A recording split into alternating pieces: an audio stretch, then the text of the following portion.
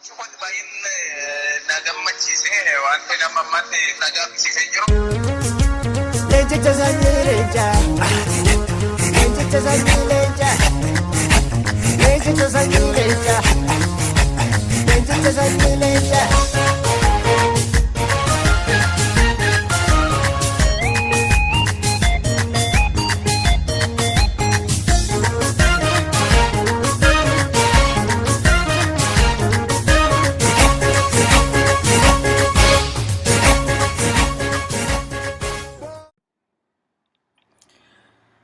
Okay, dhaggeeffattoota Finfinnee reediyoo lafa jirtanitti nagaan keenya qilleensa irratti sinaa qaqqabu jechaa har'as dhimma yeroo ammaa biyya keessaa finiinsisaa jiruu fi dhimma yeroo irratti keessummaa tokko qabannee dhiyaanneerraa keessummaan keenyas Abdursaabur Diinii jedhamu. Abdursaabur qilleensa irra jirtaa attam nagaa keeti? Galatame Bodasu Radio Finfinnee tajaajila uummata keenyaa kannaa jirtan dhugatti waan guddaadha. Miidiyaa jechuun waan laafaadhaa miti. Kanaafuu akkanuma gartee qabsoodhaaf kunis itti fufaa jecha galatoomaa naaf yeroo keessaniif. Okay, Abdursaabur amma yeroo ammaa kana akkuma laaltu biyya keessaa gara ji'a 10tti deemaa jira.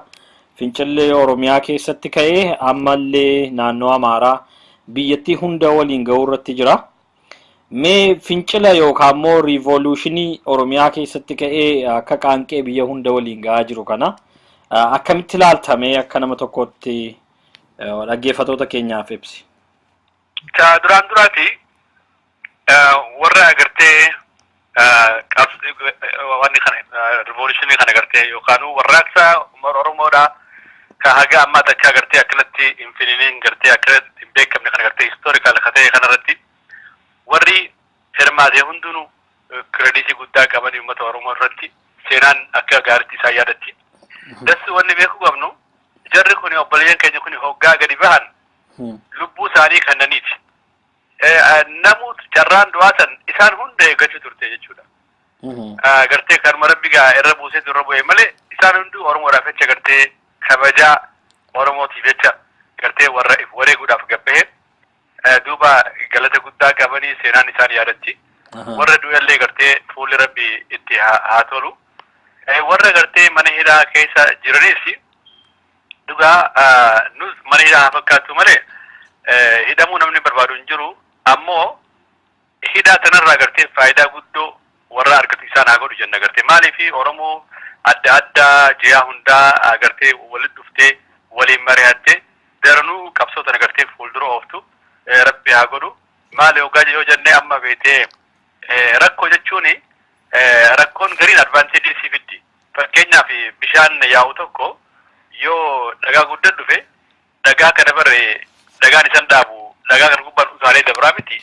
Daruutu humna horii dabra beete akkasii warra hidhaa jiru si rabbi akkasaa godhu. Wargartee silattu Itoophiyaan mataan siitu mana hidhaati. Hidhamtuus Itoophiyaa keessa jiraachuus tokkuma hidhuma keessa jirtaa jechuudha. Wanni guddaan amma beetee obbo Dassu warraaqsi Oromoon godhaa jirtu kun gartee wayyaaneef illee gaariidha. Mandeellaan maal jee it's the prisoner who needs to be liberated. Nu amma wayyaanee kana isaan hagam takka hiraar keessa jiranii shororkaa keessa jiranii they are sammuun isaanii is occupied by hate, by frustration. Sammuun isaanii gartee occupied by suspicion. Shakkiidhaan gartee sammuun isaanii gabroomtee jirti. Wayyaaneen amma sammuun isaanii gabroomtee jirti gara hedduudhaan. Ijibban ni shakkan jiru gaarii jiraachaa jiran. Warraaqsi kun gartee isaanillee bilisoomsaa jechuudha. Dhugaa har'aan tana wanni gartee wayyaaneen akkanatti aangoorratti jabaattuuf itti toltee osoo hin taane dhiigni isaanii harki isaanii dhiigaan laaqamee jira. Boru yoo buunanii duunaa beekanii hidhamnaa beekanii kanaafi gartee kanatti itti dirriin cicanii qabanii aangoo kanarratti ta'anii duuba fuulduraaf nu gartee gincii tana osoo gincii tana gara Noovembar 12 Oromoon yaadachuu qaba. gootota keenya kana takka du'anii jiranii yoo ammoo Oromoon isaan dagatte yoonti isaan irraanfanne du'a lammadaa du'anii jechuudha. Kanaafuu obboleessu November 12 sadarkaa Oromiyaatti kabajamuu qaba. Maqaa isaanii tokko tokko yaamnee kabajaa guddaa godhuuf qabnaa jechuudha. Katti aanu gartee warra haadhoowwan isaanii abboowwan isaanii gartee warra ilmaan dhabe kana gargaaru mooraalaanis kabaju abbaa jeenaa haadha jeenaa jennee ganda keessatti ulfeessu hoggaa isaan dhufan ol ka'u kana duuba wanni gariini wanni godhuu qabnu gartee ammaan tana qabsoo tana akka ibsuun deebine uummanni keenya hara hundaanuu gartee tattaaffachuu qabaa. Fakkeenyaaf amma wayyaanee maal fagootii warra qeesisitti ergiti sheekasitti ergiti. Sheeka jechuuni qeesi jechuuni ka gartee hiyyeessa bakka bu'ee miidhamaa bakka bu'ee mootii sanii dubbatu malee sheeka gartee wayyaaneen akka sareetti ergattu miti. Sareeni abbaan hoggaa erge abbaa kaniif duuba deebitee ati obadiin kee maali jetteen gaafattu riziniin gaafattu. Ergamtoonni gartee sheekotiin yookaan wayyaaneen gartee qeesiin ergatanii isaan akkuma sareeti. Wayyaanee kaniif duuba deebi'anii maaliif ajjeeste maaliif nama akkana goote jedhanii gaafachuu hin danda'an. Eenyu ergaman hiyyeessuma dubbatan hiyyeessaan ta'a jala fuulaa jechuudha. Kuni gartee seenaa keessattiisi hoggaa uummanni keenya ka'e duuba uummata keenya wanni gartee mootota jalatti qabu ture qeesota. Kanaafuu namni keenya haga danda'utti qeesota wayyaaneen ergite uummata amantiidhaa abbootii amantiidhaa kan wayyaaneen ergite jala diduu qabanii. Kadibii ammaas fincila kan gartee daandii cufuudhaan jabeessu ammaas qoqqobbii dinagdee godhuudhaan gartee jabeessuudha. Yoo rabbi jee qoqqobbii dinagdee irraa haasofna gaaffiitti yaaduu qabaatte. Mee isuma ammaarratti gaaffii wanna ta'e waan kaasteef si gaafadha. Abbootii amantii yeroo ammaa biyya keessatti niqaate yan jedhamuun mootummaan biyya keessumaa warra amantii dura tajaajilaa turan karaa ortodoksiis karaa pirootestaantiis karaa musliimaas tajaajila isaanii fixanii yookaan riitaayir yookaan immoo iddoo isaanii warra gadhiisanii walitti qabaniiti siyaasallee akka ittiin barsiisan akka uummata keessa seenanii silaas laphee uummataa waan beekaniif uummata keessatti akka amantii isaaniitti erganii namoota baay'ee cheerchii adda addaa irratti hojjechaa jiru. Kana parsanaalii wanta nutti himame wanta argine irraa haasa'aa jirra. Isaan kanaaf ammayyuu kaasteetta dhaamsa tokko tokko dabarsteetta. Warra kana gara fuulduraatti gochuun maalitti fakkaata? Dhaamsa akkamii dabarsitaaf warra uummata keessa deemanii akkana gochaa jiran kanaaf? Dhugaa. San dura waan tokko kan isin reefuun taakiriin dagadee jira. Revolution gartee amma deemaa jiru kana revolution hunduu gartee faaruulee qaba. Oromoonis faaruu gartee revolutionii kana gartee develop godhuu qabna. Fakkeenyaaf alaabaa Oromiyaa alaabaa biyyattiyaa hinduutu kaduu san gartee tokko sanii Oromoon hoggaa ol ga'ee gotuu hundaa'u san bakka takka harka ol qabattee wallusuu qabdi faaruu san faarfachuu qabdi hoggaa hiriira baatu faarfachuu qabdi kattee aanu gartee tokkummaa yaa ilmaan Oromoo tokkummaa kaduu sanis faarfannaa gaariidha. Kattee aanu gartee kan Oromoo walitti fiduu Oromoo walitti araarsu hamataaho Tumaa walqabannaa gaafa guyyaa rakkoo jee gartee faarulee kana bakka deemu hundatti gartee kabiroollee ni jiran ammaas baay'ee jira. Kana develop godhuudhaa gaafiteetti deebi'uudhaaf obboleessu. Sheekootiidhaaf paastariidhaan maal jenna waan Moses, Prophet Moses, Nabi Allah Musa ngode goda jenne. That's it. Akka inni ummata Israel Fir'auna jala baasetti isinis Fir'auna ammayya kan maqaan isaa wayyaanee jedhamu kana jala ummata keessan baasa. Garte amantiin dhugaadha rabbiin hiyyeessaaf dhaabbate hiyyeessaaf dhaabbata. Kanuma gartee gabaabatti wanni sheekuutiin jennu daree wayyaaneen ta'inaa jechuudha.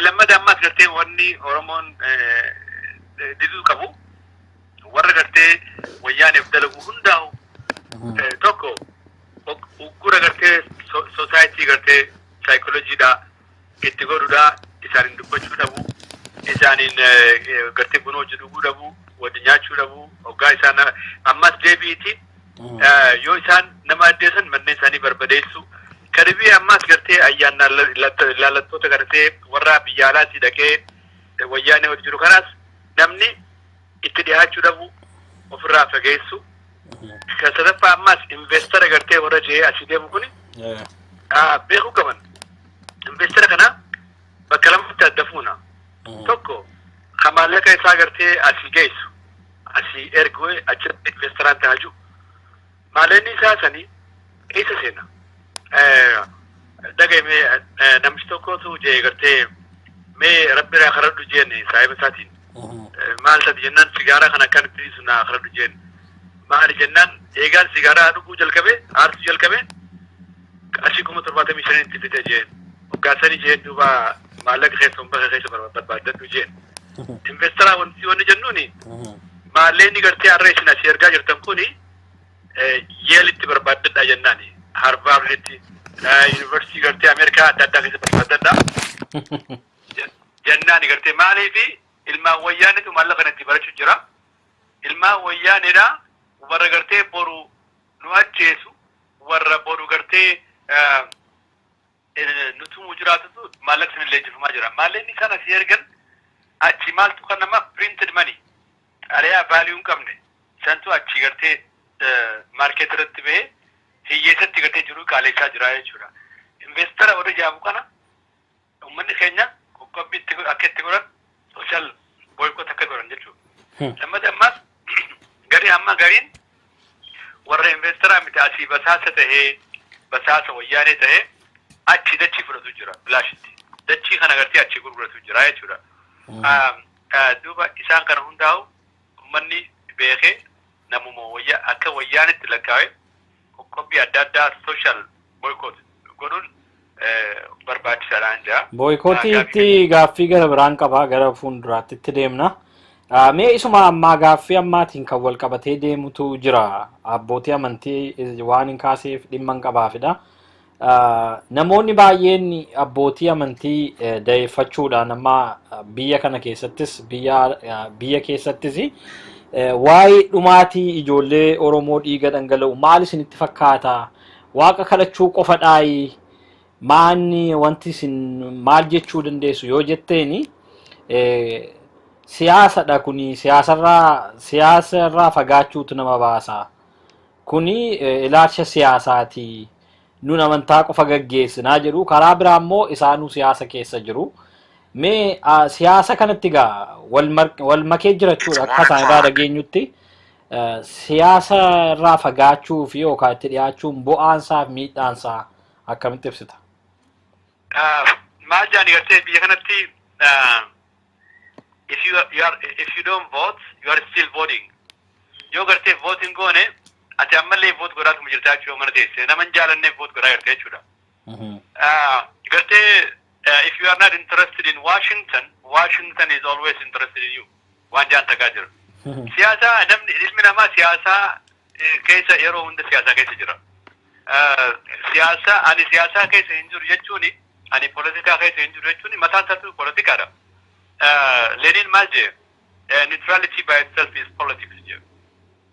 Duba namni gartee siyaasa keessa hin jiru hoggaa jee wanni gartee wayyaaneen godhaa jiru kuni sirriidha jechuudha. Gartee gabaabdumatti sirriidha jee nama fudhate jechuudha. Nama tumiinsa fudhate jechuudha. Tumiinsa wayyaa kanneen fudhadhaa jechuudha. hidhamis wayyaanee inni fudhata ajjecha wayyaanee inni fudhata wayyaanee is right jechuudha siyaasa keessa hin jiru jechuudha. Namoonni gariinis maaliif siyaasa irraa baqata ittiin du'a wayin itti haja riski fudhachuun fedhu. Life is always full of risk. Risk jechuun amma fakkeenyaaf dasu amma mana keenya hoggaa baanee gara hojii deemne jennee makiinaa keenya gaafanne we're taking risk. Sigare? Ma hin beeknu makiinaa bakka san gahu hojii keenya gahu yookaan agartee jiru keenya hin beeknu every morning we're taking risk. So life is full of risk. Kanaafu nama waan itti agartee nama hayyuu tokko jira. Awcaamaa Nurjaanii karaa agartee baha Oromiyaa kana namichi san agartee Aristooteli Oromooti. Maal jee namni addunyaa arihaa umriinis nama ariitii jee. Osoo agartee umriin ta'e nu ariitee nun galchine agartee we have to be able to make a difference. Ummata keenyaaf hojjechuu qabna. So agartee osoo yeroon kuttee agartee before it's too late to make a difference. Duuba ummata keenya wajjin sossoonee ummata keenya agartee rakkoo jaloo baasu qabna. Warra nu barsiisee osoo hin baratin agartee nu barsiisee yeroo hunda yaadachuun dirqama keenya. Karibii ammaas agartee siyaasaa fi justice human rights adda baasu qabna. Ani siyaasatti hin jiru jechaa haqni hoggaa diigamu agartee in dubbadhu jechuun is morally wrong. Morally sirrii miti safuudhaa miti jechuudha. Hoggaanii fi agartee human rights in abuse ta'u. Hoggaanii fi agartee mirgi ilma namaa dhiibamu argaa ani siyaasaa keessa hin jiru jechaa itti callisuun is morally wrong. Agartee karaa safuutiin sirrii miti jechuudha agartee. Kana adda baafachuu qabna.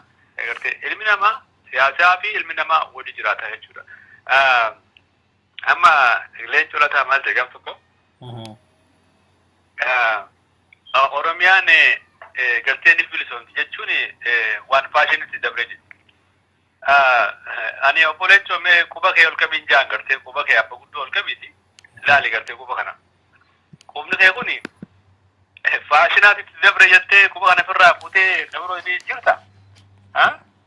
Onnee tiyya tana lakki onnee tana faashinaatti dabre jee onnee biroo ni barbaada. Akkasi. Bilisummaan akka onneeti. Rabbi sii kan faashinaa miti. Faashina ka ta'u kopheedha. Faashina ka ta'u uffata. Malee waan faashinni itti dabre jechuun bilisummaan is totally dead. Gartee waan wrong gartee waan hin taane waan dogoggora guddaadha. Kanaafuu namoonni gariin bilisummaa Oromoo lakki faashinni itti dabre jechuun kuni jecha dogoggoraati. Ilmi namaa bilisoomuu qaba. Nu ammallee gartee warra Gimboota Sabaatti wajjin gartee mallatteessee kana isinii mi kamuu teessu ummanni Oromoo gaafa ifi bilisa ta'e ofii isaatiif akka jiraatu eenyu wajji akka jiraatu eenyu wajji akka bulu murteeffachuu qaba jechuudha. Mee dasu waan tokkoon sii kaasa gartee fakkii takkaan sii kaasa amma biyya Ingiliis kana ni gartaa miti Scotland referendumii fudhannaa gartee ni baanaa jiran last year gartee namni ulee itti fudhate hin jiru namni ajjeese hin jiru sigale kunoo referendumii fudhadhaa sigale umma referendumii seene wanni ta'e amma mee in case of Eritrea ilaalime Eritrea maal gaafatte gaafa dura referendumii gaafatte referendumii warri Ingiliis guyyaa lama keessatti argate kana isaan amma 30 itti fite argachuudhaaf lollanii lubbuun miliyoonni meeqa dhume doolaari biliyoonni meeqa gannaqame diigni meeqa gannaqame gaafa sana fillasee maa referendamiin kananiif waan silaamaa achi buqqa'uu jiraatan kan sigalee hagan takka if duubatti hafan warri nu bulchu hundi sigalee miti kanaafuu ummata tokko hidhuu hin dandeessu amma warri Sidaamaa maal jechaa jiran nutti maxxanaa jiranni gartee Oromoon majority jechuu kan amma jalqaban Oromoon majority kana takka amananii hin beekan garuu amma humaan jaan Amaaraa fi Oromootu majority dha tigachaan amman tana sigalee miti so Oromoon waanni hadisu gartee zigaal hadisu yeluntaa hadisu Oromoon nuti gartee taaziyaa dhuftanii du'a dhuftanii nama nurraa du'eef gartee dhuftanii du'a keenyatti argamtanii galatoomaa jechuudhaan garuu ammoo mirga keenya isiniif gartee mirga keenya fuunee isiniif laannu jennee dhugaatti himuu qabna jechuudha. Oromoon mirga isaa dabarsee kan nu hin qabu amma boodatti. Garame akkasii kana galatoomi ati gaafii biroo kan mee kanatti faana wal qabatee gaafii biraatti darbuu barbaade.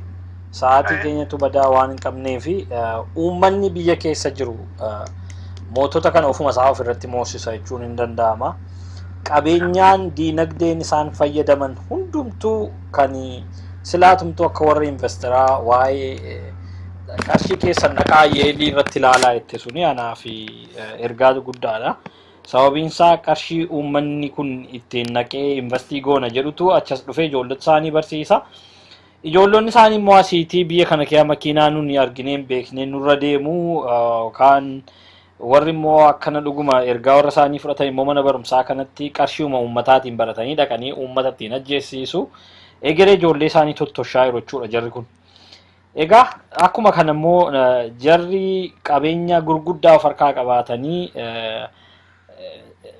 diinagdeen gurguddaa harka isaanii jira manni nigdii adda addaa distribuutiin godhan isaanii mana dhugaatii ta'ee dhugaatii bishaanii dhugaatii waan feete yoo ta'e midhaan yoo ta'e anything gabaan isaanii akkamittiin booyikootii godhamuun danda'ama yoo booyikootii godhe uummanni kun qabeenya TPLF jechuudha uummanni Oromoo akkuma ammaa tuukaas ta'e baay'inaan tokkoffaadha.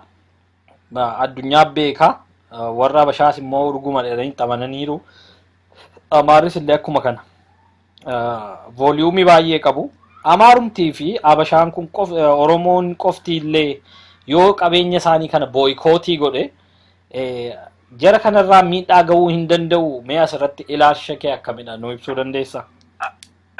Oromoon laala amma kaayyoon warra Habashootaa yeroo hundumaa demokrasii fuudhuudhaa miti biyya bulchuudhaa miti saamiinsa durumaanu kaayyoon isaanii saamiinsa akkuma gartee seenanittu warra gartee Oromoo siyaasaa beekamaa ta'e gartee dha'uu dhaaba Oromoo dha'uu naggaadee gartee nama qabeenyaa qabu dha'uu Oromoon akka hin taane godhuudhaa miti garuu dhaabsi guddaan nuti Oromoo qabnu Oromoo yoo walirraa bittee waliif gurgurte Oromoo fi Oromummaan tan irraa baqatan osoo hin taane tatti baqatan taati jechuudha. Oromoon qabeenyaa sii of keessatti oolchite kabajaa guddaa argatti. Gartee fakkeenyaaf amma dasu mee namoota gaafadhu nama gadi ani koo abbaa ta'e Oromoo noo sin jaa. Agana ni adalloom sin jaa. Maali namichi kun Oromoo irraa baqachaa jira jechuudha. Fakkeenyaaf nama haati Amaara ka abbani Oromoodha yeroo hunda Amaaramatti fe'amti. Same thing again. Yoo abbaan Oromoo ta'e yoo haati Oromoo taate abbaan Amaara ta'e Amaarumatti fe'ama jechuudha. Kana namni Oromoo irraa baqatu jira jechuudha. Kana wanni reverse godhuu dandeenyuuni Oromoon qabeenya isaa yoo of keessatti oolchu karaa hedduun of keessatti oolchina. Oo walirraa bittee walii gurgurte Oromoon. Kana gartee amma deebii faayidaa kana barachuu qabna waan kana uummanni keenya gartee ol kaasee ummatti himuu qabna. Wayyaan ilaalchisee fakkeenyaaf amma qotee bulaan keenya wanni inni magaalaa irraa barbaadu maali? Gaazaa fi soogidda. That's it. Waa lameen kana jalla. Waan biroo magaalaa irraa barbaadu. Yoo midhaan kee jabeeffadhu jennaan because maallaqni kun ammaan tana guyyarraa gartee infleeshiniin gad oofaa gartee gatii dhabaa deemaa jira. Kanaafuu midhaan isaa manatti oolfatee waan guddaadha. Oromoo gartee the first week of the month ji'a duraa kana gartee midhaan magaalaan baasin yoo jenne kunis qoqqobbii guddaadha re'ee magaalaan baasin yoo jenne wal dhageenye gartee mootummaa kan ni barbadeessaa jechuudha. Lammada fakkeenyaaf agaaziin kun ni dhufa baajeta Oromiyaa kana itti fayyadamee uummata keenya ajjeesa jechuudha. Agaaziin magaalaa kana yoo jira kajaan taate uummanni keenya re'ee hin fidin midhaan hin fidin haa dhaabbatu agaaziin duraa baatu tas keessa jechuudha. Maalleenni baajenni Oromiyaa sanii yoo midhaan magaalaa irra hin jirre biyyee hin bitu biyyee bitee isaan hin nyaachu. Karaa kanaan du'arraa if dhorkuu dandeenya jechuudha. Kabiroo ammaasi wanni amma guddaan agartee cash crow waan in cash cow agartee ka wayyaanee irraa faayidaa deemtu maali telecommunication amma barana doolaarii maallaqa biyya sanii biliyoona 28 faayidaa argamsiiseef amma inumaa bal'isanii gartee qarshii biliyoona 4 wanni guddaa karaa boolee kanatti gartee jaaru gamoo guddaa gartee jaarachuu deeman gartee like gamoolee adda addaa isaanii kan waan kana hedduu bal'ifachaa jiran ummanni bifa kamiin boykoot godha gartee telecommunication kan teelee kana yoo fakkeenyaaf weekendii ittiin fayyadamina yoo jette kasaaraa guddaa dhageessite jechuudha yookaan ammas yeroo hundaa'u hoggaa bilbiltu waan important ta'e daqiiqaa waa xiqqoo qofaaf bilbilarraa kusadda ummataan gartee yoo jette kasaaraa guddaa irratti hin geesse jechuudha. Isaan airlinesidhaa fi telecommunicationidhaani ani waan kana qabatamaan sitti hima baankii achii dalaguun naa hime beete. Warri maalleenni gartee isin warra basaasaatiin fandi gootu warra maakalaawee bulchuun fandi gootu tokkichi isaa qarshii 15,000 mindaansaa ka argatu warri kasan nama tumuutul maakalaawee keessaa warri basaasan amma kana isa argatan airlinesidhaa fi telecommunication na argatan. Airlinesii amma namni biyya alaa jiru kun yoonii fi boykoot godhe airlinesii kana duwwaa achi ergee xayyaara kana that means it's a failure. Amma airlinesii kana airlinesii kun eega uumamee jirraa jalqabee eega bu'uuramerraa jalqabee utoomerraa jalqabee takkaa ka ummataa ta'e hin beeku kanuma warra bittootaa ta'eeti laal amma Somaaliidhaan Ogaaden isin Itoophiyaa jenna takkaa airlinesii keessatti paayilenni Somaalee paayilenni Ogaaden xayyaara san takkaa bareessee hin beeku nama Afaarirraa paayiletiin tokko takkaa bahee hin beeku hoosteesiin takkaa baatee hin beektu warra Sidaamarraa akkasi Benishaangulirraa akkasi maal xayyaarri kun keenyuti airlinesii kun amma yoo ilaalte akka jirutti warra agartee wayyaanii fi firoota isaaniiti 90% agartee xayyaara kan amma itti hojjetu itti deemu itti waa agartee irraa faayidaa jiru jechuudha. Kanaafuu waan kana bu'aa agartee boykoot godhuun qophii dinagdee xayyaara kanarra darbanii namni akka asirraa yaabbanne duwwaa akka achi deemu godhu jechuun faayidaa guddaadha waan agartee wayyaanii laamsheessu. Kaniifii gartee amma wayyaanii yoo maallaqa horkanne taankiin tuni agartee namaan sochooti malee ifi kaatee naman dhoytu. Nama sayyoo mindaa irraa dhorkite nama sayyoo waan inni nyaatu irraa dhorkite taankii san lafumatti hafte jechuudha. Ni laamshe kolkolee taatee hafte jechuudha. Xayyaarri kun ka'ee naman dhahu yoo ni fe'atee gartee maallaqa irraa qabatte jechuudha. Deemtee tikeeta bitachuu jechuun har'a gartee airlines sanarratti agaadiidhaan hooda maallaqa hooda dhiyaana hooda waan dhugdu hooda waan nyaattu deemi ilmaan keenya ajjeesi deemi dubartii teenya gartee reeppi godhi jechuudha. Gudeeni jechuudhaan akka namni kana beekee qoqqobbii dinagdee wayyaan irratti yoo godhe wayyaaniin guyyaa lama hin bultu. Kanaafuu hedduu barbaachisaadha. Oromoofis gartee Oromoodhaan nama si tuffatu raabituun daranuutu na tuffadhu jechuudhaan jennee Oromootti himuu qabna. Kadibii ammas wayyaaniin irraan tana meeshaa kana taaksii malee naqatti.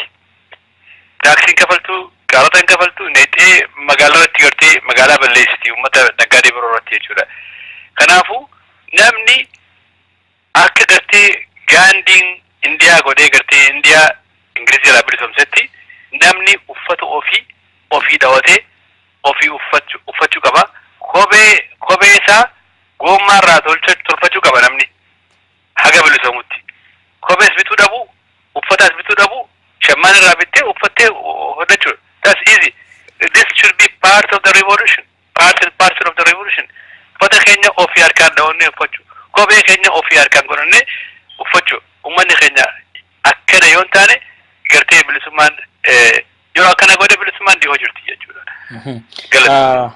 Mee baay'ee bayeessaa egaa qabeenya isaan qaban hundumaa irratti boykootii gochuu keessumaa wanta isaan gaggeessan qabeenya isaan qaban inni gurguddaa akka xiyyaaraa akka teelee wannoota kanaatu batteetta uummanni keenyas gaa kana dhaga'ee hojiirra oolchannee namanna yoo bilisummaa barbaada ta'e nyaata isaa gabaa baasuu dhiisuudha jetteetta bakka baay'ee namatti tola anis kanuma kanan eegee ture natti toleera galatoomi gaaffii isa gara biraatti yoon darbu biyyi kun akkuma kanatti taate gara bilisummaa tokkotti yoo deemte egereen Itoophiyaa warra Amaaraa sarara kunoo karaa diddaa kanatti finiinsanii jiru hankeenyas illee akkasumatti jira namoonni baay'een biyyi keenya keessumaa propaganda warri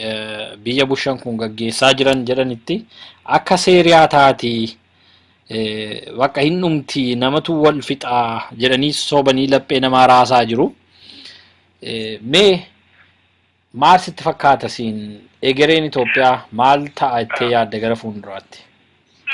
First of all, Ethiopian jechumaan Itoophiyaa jedhamu kunu afaan tokko illee keessa hin jiru gartee afaan Amaaraa keessa hin jiru afaan Oromoo keessa hin jiru jecha Giriiki biyya gartee humna irratti uumamtee genocide irratti uumamtee biyya daraan uumamtee daraa irratti uumamtee jechuudha.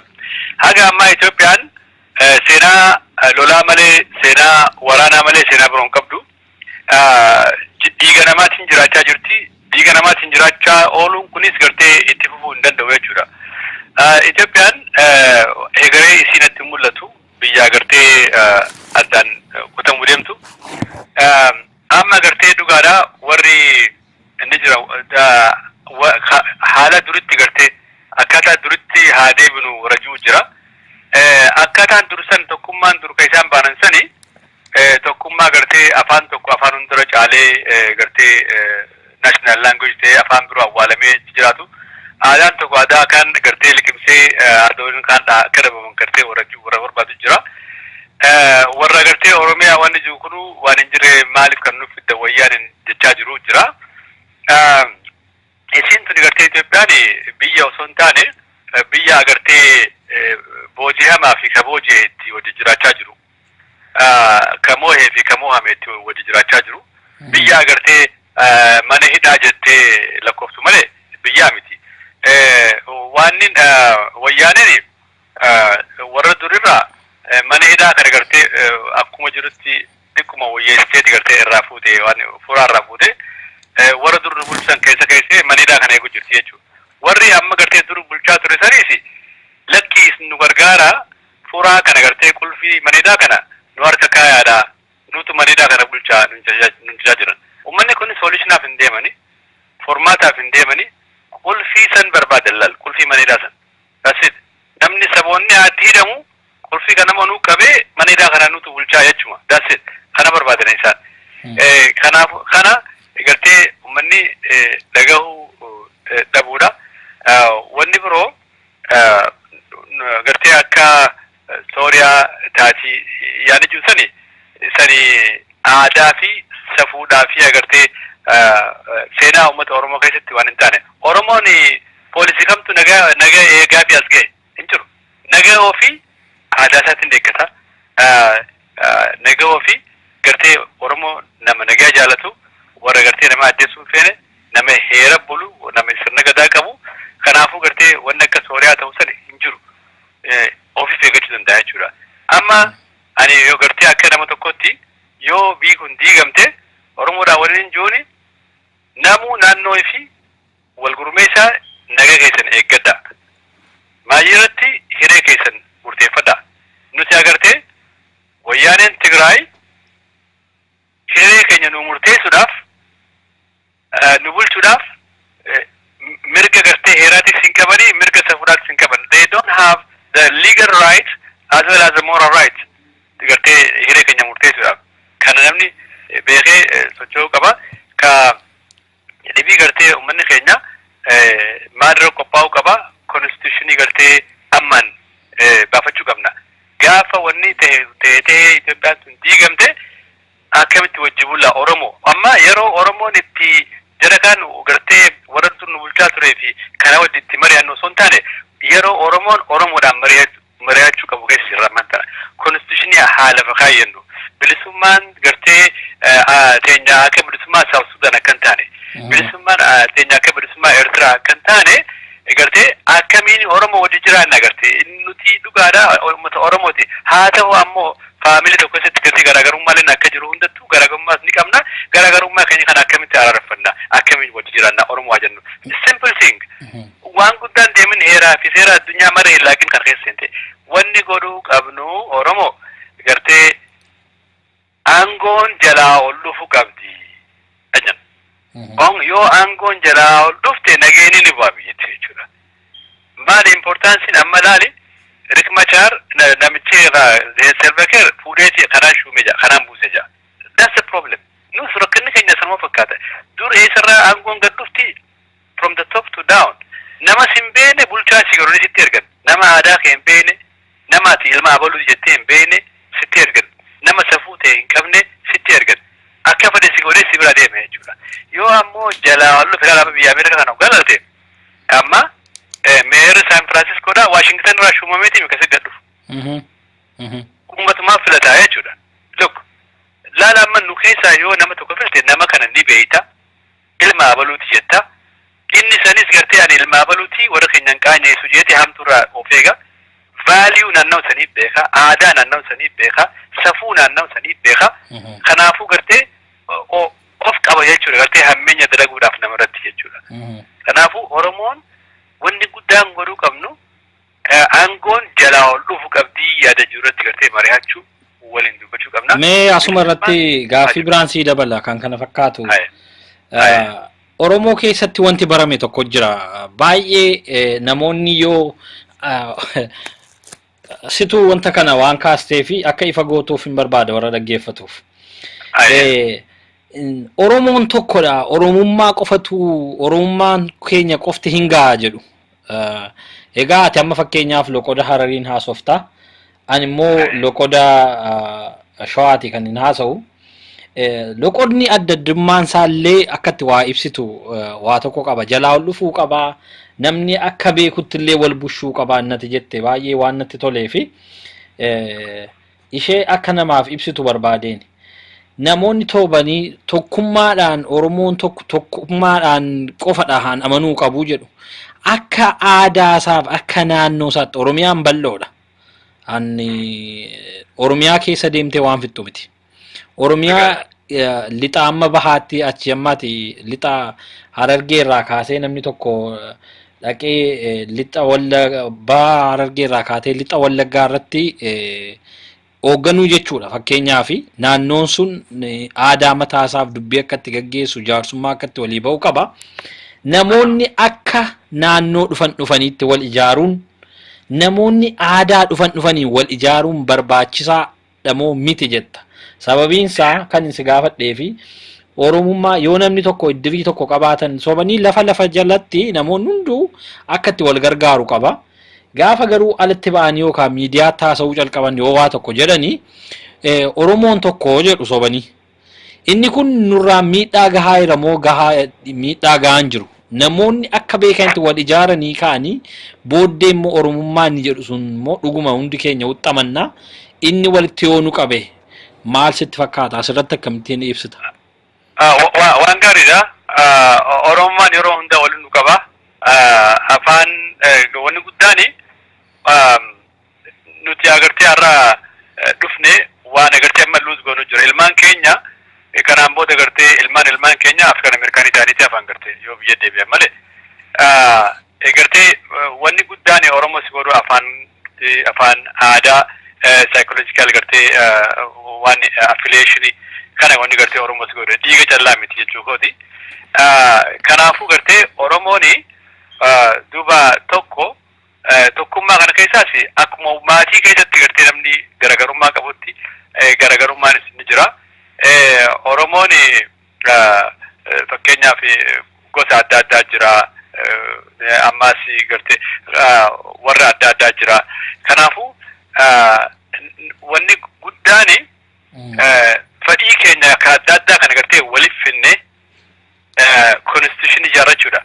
Constitution jechuun namoonni fedhii adda addaa qabu walitti dhufanii fedhii kana reconcile godhanii walitti araarsanii wajjin jiraachuu jechuudha. Duuba kanaafuu nu barbaachisa constitution hoggaa jennu kanaaf.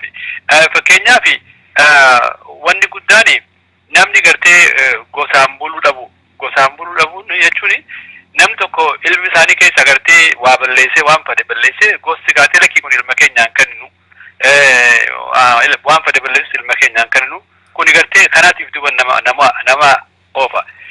Wanni guddaan dhugaadha Oromummaa waliin du'idha ammoo rule of law constitution baafannee namu constitution buluun namu san gartee kabajuun waan guddaadha. Nama gartee namni tokko waan fade balleessee gosasaatti firasatti baqachuun firrisaa san gartee nama hamaa kanaas kenna jechuun that's very bad. Kanaafu rule of law jiraachuu qaba. Nagayaan gartee akka jiraannu kana namni gartee nama kana ati namni kun gartee lakkee ani akkan naannoo irraa dhufetti gartee gurmaawa wal gargaara yoo jee it's not bad.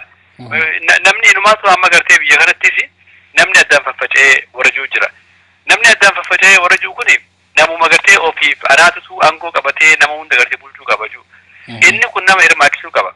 Namni yoo asitti orgaanaayizii ta'e liidarii qaba. Liidarii isaa saniin kontaaktii godhee wajjin dubbatanii akkasii agartee namoonni suutatti ambireera tokko jalatti gartee walitti qabamuunis ni jira. Akkumaan jee dubbiin as keessattillee nu keessattillee aangoon jalaa dhuftee namni filmaataan gartee yoonii fi ol deeme waan guddaadha. Akka naannoottis gurmaa'anii yoo gartee heeraa fi seera diiguu baatan rakkoon kan jiru natti fakkaata. Okay, galatoomi gaaffii koo naa deebisteetta. Gaaffii isa dhumaati kuni gaaffiin koo inni dhumaa akkana jedha. Yeroo ammaa mootummaan biyya keessatti maatiidhuma nagaa shororkeessaa jira. Sakaanii nati shororkeessituudha. Sakaanii nati dhaaba kana waan gargeessuuf deeggartaniif jedhee ijoollota maatii nagaa halkan deemanii shororkeessu. Uummanni akka rakkinarra jiru addunyaan baree jira. Ne ati akkamittiin ilaalta mootummaa abbaa irree yeroo ammaa tokkummaaf garaagarummaa isaanii warra shororkeessitoota warra akka Al-Shabaab, ISIS warra jedhamanirraa adda addummaa qaba moo eessatti wal fakkaatu eessatti adda addadhamee kana? Galatoomi mootummaan abbaa irreetii fi warri shororkeessitoonni gartee isaan two sides of the same coin. Wal nyaachisan wal obaasan mutual coexistence qaban. Amma Al-Shabaab fi wayyaanee yoo fudhanne Al-Shabaab kan uumame eenyu Mallas Zeenaawiti. Somaaliyaa silaa inni gartee 2007 weeraree gartee humnaan qabachuu baatee har'a Al-Shabaab hin jiru jechuudha. Garuu Al-Shabaab akkuma gartee amma ISIL Sooriyaa kanaaf gartee carraa guddaa ta'ee argametti gartee uummanni addunyaan atteeshinii isarraa fuutee gartee karaa ISIL deebistetti Al-Shabaabis hedduu kabar godheef waa gartee hedduu carraa gaarii uumeef isaanii jechuudha. Amma wayyaaneen Al-Shabaab wayyaanedhaaf gartee just like an ATM machine gartee nukeessa gartee ka ittiin doolaara itti harkifatan doolaara Ameerikaadha. Over $450 million gartee mootummaa Ameerikaa kantiif baay'eeta Al-Shabaab qofa akka waraanuuf jechuudha wayyaanedhaaf. Duuba gartee har'a dugatti amata kurna kan hunda keessaa gartee mee Al-Shabaab mootummaan Itoophiyaa daawwisuu dadhabdeeti akka Al-Shabaab dhabamu ni feeti. To me it's no. Wanni agartee amma Islaama biyya keenya agartee darartee masgida irra gubdee by the way amma kun kalee fidan gadda magaalaa Masalaatti masgida gubanii boombiidhaan mucaa tokko achitti gartee qaama isaa masgida keessa gubanii kan hunda gartee wanni uummata Islaamaatiin gartee diinaa kun ammaan tana haarawa gartee amantii waan foordaa jaanii gartee dirqisanii fi dhaguuranii fi maal jechuudhaafi Al-Shabaab biroo uummachuudhaafi akka namni fincilee ka'ee Al-Shabaab biroo uummatee kun terroristiin nu keessatti uumamte jaanii maallaqa itti argataniif. So isaaniif Al-Shabaab jiruuf jireenya isaaniiti. Umrii wayyaanatii fi umriin Al-Shabaab takka. Yoo wayyi Al-Shabaab dhabame umrii wayyaanee ni gabaabbatti jechuudha. Attentionii dhaban jechuudha. Tokko kana gartee Mallas Zeenaawii eegaa Al-Shabaab uummatee booda ni taa'e gartee relax dhaafatee bal'ifatee taa'e maal ofiin jee gartee am the American ambassador in charge of American security in the Horn of Africa jeeti gartee ballefatee taa'e warri amma khaanis gartee Uganda fi Kenya fi kun hundinuu gartee duba ambassador position kanaaf gartee hedduudha kun dorgomu jirani mootummaan abbaareetii fi terroristiin gartee means mechanism especially gartee addunyaatti eegaa terrorism wanti jaakun gartee ka'ee mootitti mootummaa Ameerikaatiin gadi sodaachisaa isinirraa qabnaa isinirraa dhoofnaa jechuun kuni waan mootummaa Ameerikaa gartee American interest yoo fuunee nuti how everlasting American interest will be promoted yoo jenne ilaalle itti himuu qabna yoo gartee demokiraasiin naannoo guddatte yoo fi human rights justice hin jiraate maallaqa gartee al-shabaab itti dhoomsiftan jettan kana fuutanii maaliifi American waan gartee Somalian desert maaliifi irrigating goone gartee desalinate gootanii bishaan soogiddan adda baaftanii maaliif ooyiruu akka qotan hin goone amma wanni guddaani wanni dardara al-shabaabitti oofaa maali waan dabinsa maali hojii dabinsa intara takkaa jira mucaa tokko jira al-shabaab irraa haati gali jetteeni hoggaa mana galegaa huno haadhatii gali al-shabaab irraa mee maaliin dalagaa jeen no school no job kana amma keessan amma laali warri Keenyaadha kan al-shabaab waraanaati al-shabaab yoo dalagatan kasara hojii gurguran sukkara hojii gurguran so jedhi kuni wal jiraachisa kanaafuu gartee hayyoonni keenya mootummaa Ameerikaa dhiyaatee reality kana itti ibsuu qaba jechuudha. Akka baay'ee galatoomii mee amma dhumaarraa sa'aatiin keenyas dhumeera waan ta'eef gabaabsitee wanti hafeera jettu yoo jiraatte dhaamsa isa dhumaa dabarfata. Wanni guddaan naan jiru gartee har'a uummanni Oromoodhaa fincila kana gartee riivoolsii kana atti fufu. We got a moral victory. Moral victory lasts longer than military victory. Waan agartee amata kumaas deemu ilmaan Tigraay itti dhaammatu gartee itti qaanya'u wayyaaneen godhaa jirti. Amma gartee moral victory hoggaa jenne irraa warri dur bitaa ture bari Minilik harma muree harka muree akkana hoggaa jenneen mee amma ijoollee isaanii ilaalame yoo waan kana jette maaliif kana jette finjeensikaa sillola beete sillola maaliif we got moral victory nuti ammallee mataa ol qabannee haasawna waan sanirraa isaan namuu itti qaanya'aa jiran waan akkanaa kana jechuudha. Kana lammata gartee warri nuti eeguu qabnu Oromooni Amharization is arra Amarri jiru were created out of Amharization. Duba Oromoota miliyoona meeqa nu jala hatte Amharizationin sammuu gartee brain drainage gartee nu duraa goote sammuu babbareedu Oromoodhaa nu jala hatte Amharizationin deebii gartee beauty our beauty bareedina keenya nu jala hatte kanaafuu gartee Amharization irratti uummanni keenya hojjechuu qaba irratti miidiyaan keenya dalaguu qaba protect gartee afaan Oromoo kana protect godha aadaa Oromoo protect godha gartee yoo amantii ta'e afaan Oromoo amantii hundaan gaggeeffachuudhaaf gartee gayaadha kanaafuu Oromoota gartee biyyoota biroo jiraatanis haa walqoba qabaannu furmaanni gartee solutioniin waan kana maal yoo jenne taate Ethiopia is not a problem. Ethiopia cannot be a solution. Ethiopia furmaata ta'uu hin dandeessu. Problem colonization. Problemni rakkoon jiru rakkoo gartee strategic importance. Wanni guddaani Horn of Africa sirreessuudha. Horn of Africa sirreessuudha. Uummanni Affaar gartee biyya sadiitti qoodamee wanni gabrummaa jira jiraatuuf hin jiru. Biyya isaa qabaachuu qaba. Horn of African restructured ta'uu qabdi. Gartee yoo guddinni yookaan jiraatu ta'e kafeessu ta'e Horn of African sirraa'uu qabdi Itoophiyaa qofaa miti. It's connected.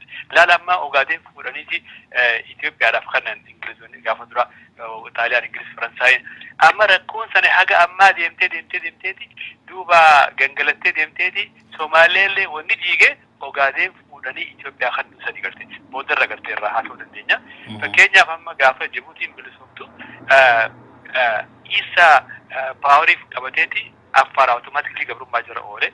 Eertiraan hoggaa bilisomtu warri gartee Eertiraadhaa Tigree afaan Tigree dubbatu bilisoomeeti kunaama Affaarii maal hundinuu gartee automatically gabrummaa jira oole. Warri gartee amma Tigraay hoggaa bilisoome Amaaraa Oromoo hundi gabrummaa jira oole. kun hundinuu gartee Horn of Africa is a messed up place. Gartee rakkina guddaa jira. Horn of Africa must be restructured. Kanaafuu amma gartee nuti Itoophiyaa gartee uummanni keenya ka Shawaa ka Harar ka gartee wanni dhumeef gaafa tura abbootiin keenya haadhawwan keenya gartee wanni harmatti muraniif jaalonkotti wanni du'aniif Itoophiyaa natti taatu jechuudha. Nuti isaan yeroo hunda gaafa gartee nu qabanii diree waraanaan oofanii amaanaa abbaa keetii sirra jira adaraa abbaa keetii sirra jira kanaafuu gartee duuluu qabda sinjaan no nutis amaanaa adaraa abbaa keenyaa qabna abbaan kiyya ka jaalonkotti du'esanii Itoophiyaa natti taatu please yaalma kiyya Itoophiyaan fudhatiin na jedhu gartee saniifuu ani kamiin daga'u qaba abbaa kiyya ka jaalonkotti du'esanii haadhatii ka gartee aanoletti harma irraa muran saniin daga'u qaba moo agartee Shawaa keessatti saniin daga'u qaba moo kamiin daga'u qaba gartee sanii Oromoon kaneef gaafachuu qabna jechuudha gartee Itoophiyaan nuuf maali abbootiin keenyaan fudhannee nuuf maaliif fudhannaa yaada jiru gartee solushina ta'uu danda'u Itoophiyaa fudhachuun ta duru deebi'uun solushina ta'uu formaat hin danda'u Horn of Africa should be restructured wanni guddaan gartee nuti irraa waraasarraa arganne waan ilmi Oromoodhaa haga ammaa hin godhe gartee waan kun nu godhe waraasa kun maali yoo jenne ummat gartee Harargee Shawaa Arsii Baalee Jimmaa Walloo kana eenyu nu baase diinaan nu baase alagaan nu baase digalee miti arra diinii kaabaa fi kibbaa fi dhihaa fi bahaa walitti dhangalee kuni gartee daangaa kan hundi diigee Oromiyaa bal'oo gartee Oromiyaa teenya nuuf curureessee jira galatoomii gaayoo deemna. Abdur Sabuur diinii baay'ee galatoomii egaa yeroo kee nu kenniteen faana haasa'uu keetiif dhimma yeroo irratti baay'ee si galateeffannaa anis kan isinii qopheessee isinii dhiyeessuu Dassuu Tafarraa reediyoo Finfinnee irraati nagaan turaa isiniin jenna yeroo gaarii Abdur Sabiiratis. Galatoomaa gartee waan uummata Oromootiif godhaa jirtu kana galanii keessan bilisummaa ta'u jiraadhu fayyaatee nagaan. Okay, shita. Yeroo gaarii ba. Kasi jalas man. Lisa, Amasalisi, Ukichakite Kuma, Amasalisi, Lencha Kozinjada, Amasalisi, Atile Chuma Duguma, Ukichakite Kuma.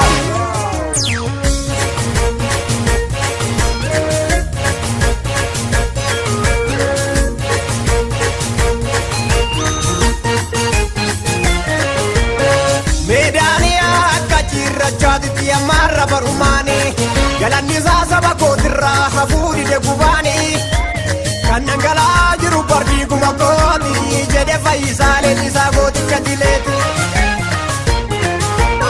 medania kachirra chaditi amarra barumani galanni saba kotirra hafudi de roroni kannangala jiru bardi kuma koti jede faisale ni sagoti kadileti Kote bulalla farra buqqifame hayyoota keenya duwidhaatti dhume hinkaasu alaabaa gabroonfataa boruuf iftaan seena nagaafataa dhiiga saba koo dhangala'ee maaliif baacha jedhe fayyisaa leellisaa gootichi sanyii leencaa maqaa Oromoon addunyaa simbeetti isin nu fixuuf nutti bittuu jeetti hinkaasu alaabaa gabroonfataa boruuf iftaan seena nagaafataa dhiiga Oromoo dhangala'ee maaliif baacha jedhe fayyisaa leellisaa eenyichi sanyii leencaa dhiiga saba koo dhangala'ee maaliif baacha jedhe fayyisaa leellisaa gootichi sanyii leencaa dhiiga Oromoo dhangala'ee maaliif baacha jedhe fayyisaa leellisaa eenyichi sanyii leencaa dhiiga saba koo dhangala'ee maaliif baacha jedhe fayyisaa leellisaa gootichi sanyii leencaa.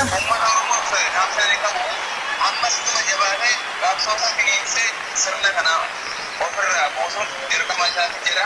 Baali yeroo dhammoota maal gara qabsoo keessanii fuulli keenya deemuun keenya citaadha waan ta'eef hundumtuu tokko ta'ee jabaatee sirna kana ofirraa kaasuun dirqama isaati jira.